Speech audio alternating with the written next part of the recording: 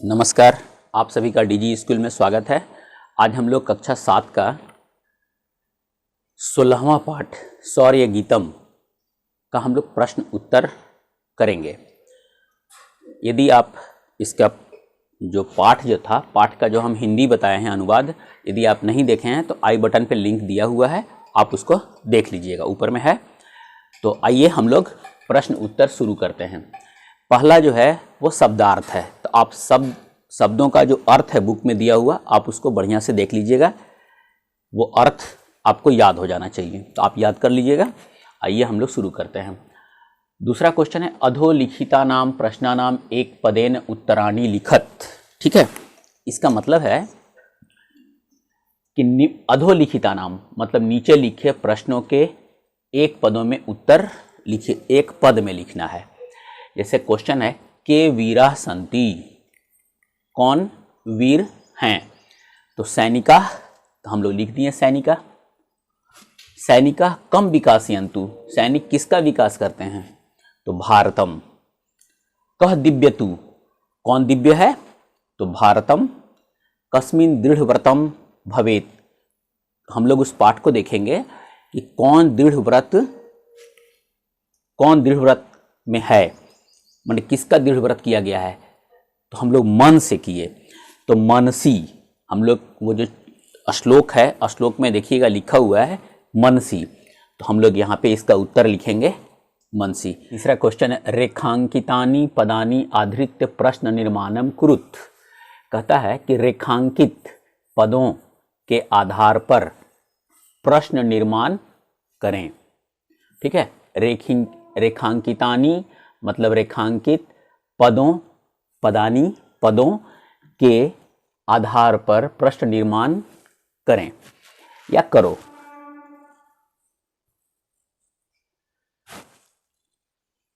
सैनिका पुरः चलन्तु, यहां सैनिका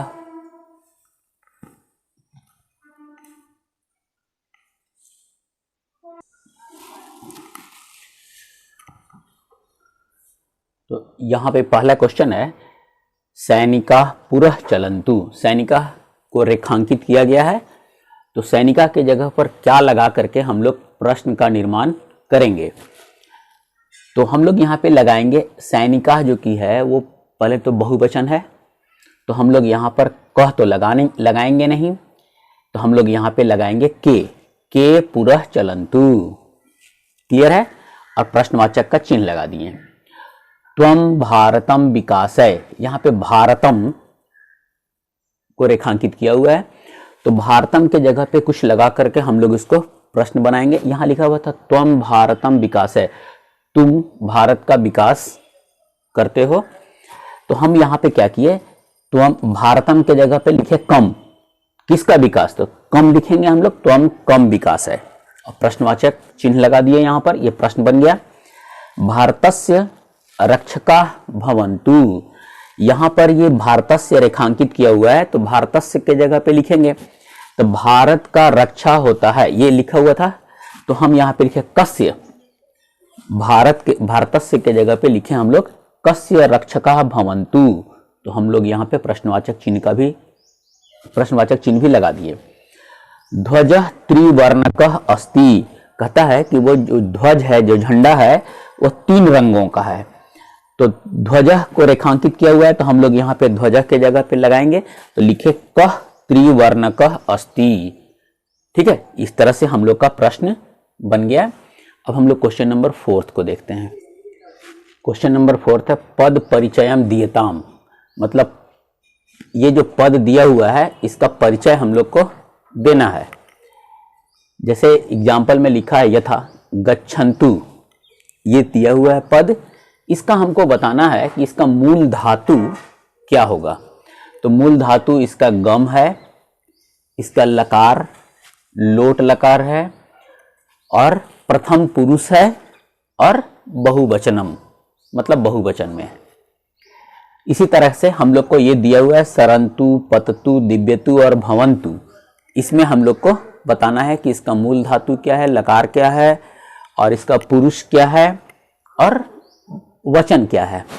तो सरन्तु में सर हो गया धातु, माने मूल धातु, सर, लकार हो गया लोट, और ये प्रथम पुरुष है और ये बहुवचन है। पततु में पत हो गया मूल धातु, लोट लकार, प्रथम पुरुष और एक वचन।